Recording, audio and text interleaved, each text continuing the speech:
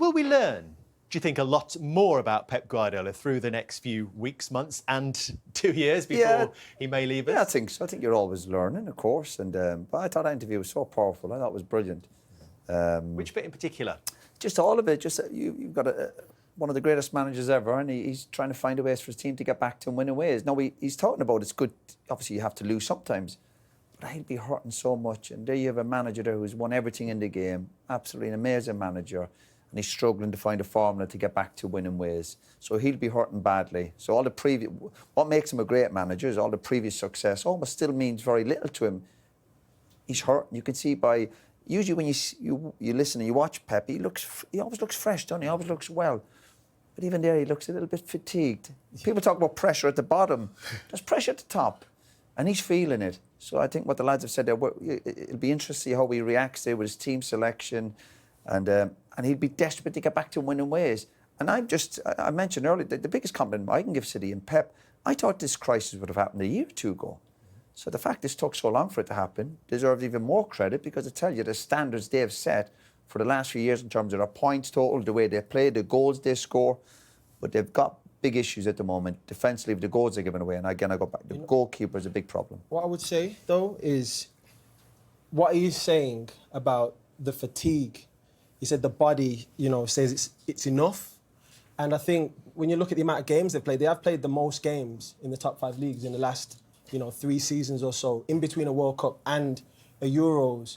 He's got a squad which is, slightly older than a lot of players in their 28, 27 range. And at them types of ages... By design, isn't it, as well? It is, but I'm saying that at those ages, when you get into your 27s, 28s, your recovery, you're not bouncing back, boom, 21, 22. It's like you've got to recover and those types of things. So, of course, the likes of Liverpool and the top clubs around the world, their players are also performing for their countries as well. So there's more games added to that. So there's going to be injuries. Obviously, he's had injuries within his squad.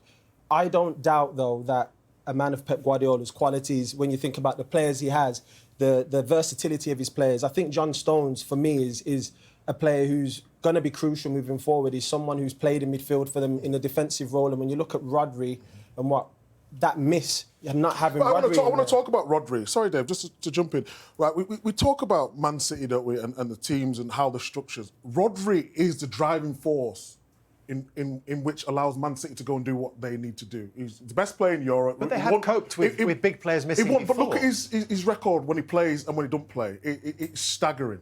And if you take Salah, if you take Van Dijk out of Liverpool, you're going to struggle. You've seen Arsenal now without Odegaard. He comes back, they're a better team. I'm not saying the problem is just Rodri. I'm saying the fact that the effect that he has on the rest of the team. And I don't think Man City get any grace when they lose a top player. So we shouldn't expect them to win until he's back. No, but it's the fact that Kevin De Bruyne has been out.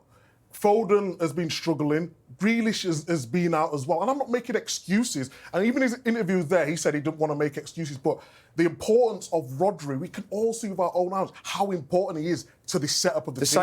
We know that, but at the same time, now you have to deal with it.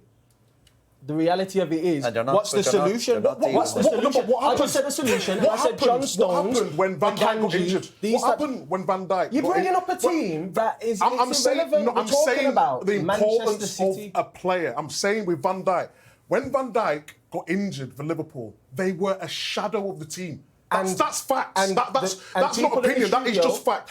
Man City, without Rodri, they are a shadow of the team in the way that they want to that's what makes him a great player, because we always say the great players make the other players around them better. And when they're out of the team, that's when the other players suffer. So that's why these players you've mentioned there, Van Dijk and Rodri, are huge losses. And you can be Pep, again, the greatest manager ever, but when you're missing certain star players, you are going to suffer for it.